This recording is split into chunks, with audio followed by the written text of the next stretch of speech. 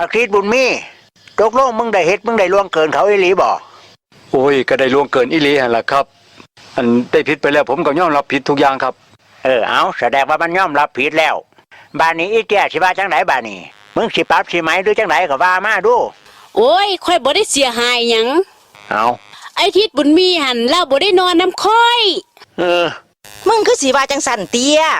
กูเห็นกับตากูคักๆเด้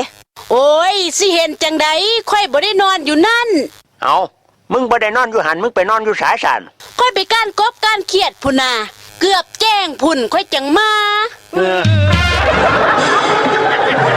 สร้างบาทีโอ้ยจักเป็นจังไดกันดอกเว้ยอันบ่ได้ถามบ่ได้คุยรายละเอียดกันเลยแม่นบ่นี่ก่อนที่สิมานี่เอาแล้วบักทิดมีมันนอนน้ำไผสั่นเมื่อคืนนี่ขันบ่แม่นมึงโอ้ยอย่าโจกกันยากหลายมันมานอนน้ำกูนี่